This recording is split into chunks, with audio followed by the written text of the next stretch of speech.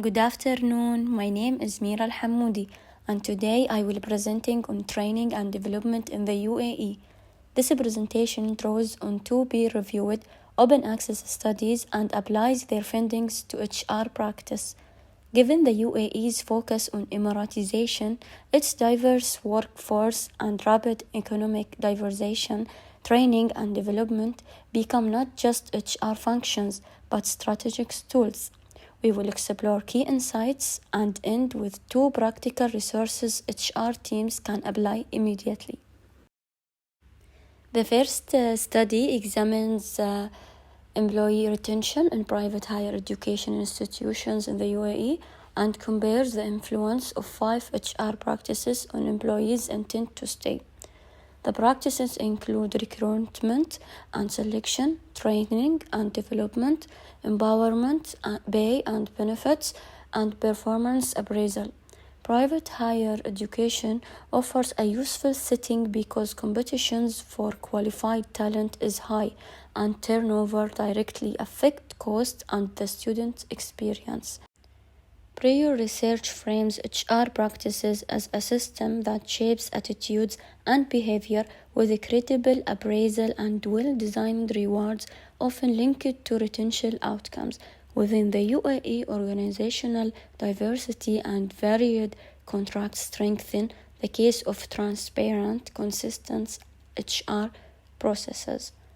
The study uses a cross-sectional survey of 270 staff across 3 private institutions in Abu Dhabi and Dubai, measuring perceptions of the 5 practices and retention intentions analyzed via multiple regressions.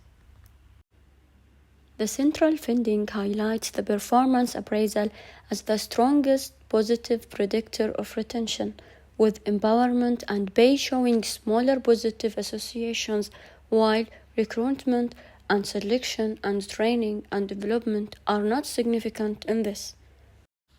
In practice, appraisal quality, clear criteria, timely feedback, and development planning emerges as the anchor for keeping employees. The non-significance of training and development suggests that training may not have been well targeted to variable gaps, or that benefits may emerge over a longer horizon than a single survey can. For UAE institutions, professionalizing the appraisal cycle and linking review outcomes to development plans is the immediate opportunity.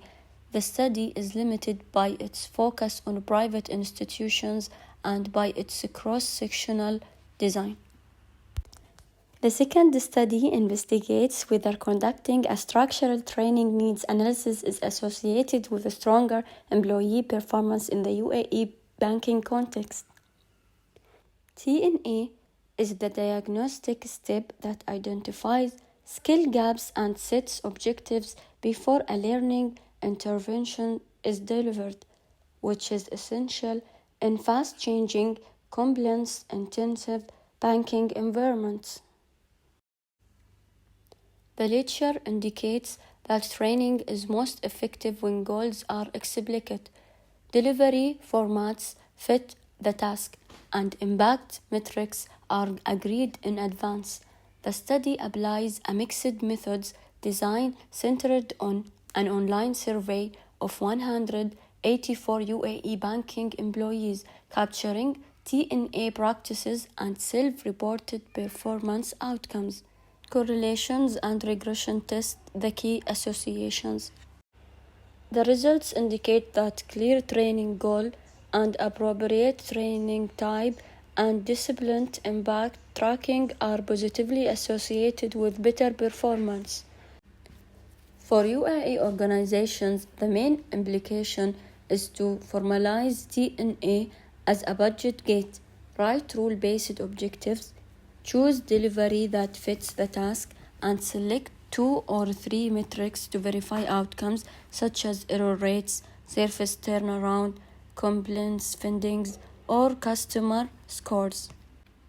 Self-report data and the cross-sectional design remain limitations that future longitudinal research code address. Top up 1. The training needs assessment form reflects sector realistics in the UAE and the emphasis on precise, measurable learning design supported by recent evidence linking TNA quality to performance. The rule and compliance section captures any regulatory constraints. Competency ratings are paired with evidence such as KPI, trends, or audit notes. The design section specifies delivery type, provider, and language. The impact section formalizes 2 or 3 metrics and a review date, so training effectiveness is verifiable. A brief example from a Dubai retail branch shows the form in action. The observed issue is a high transaction error rate with long queues during peak hours. A 2-week plan blends short micro-cleaning for roles with coached counter practice to build speed and accuracy.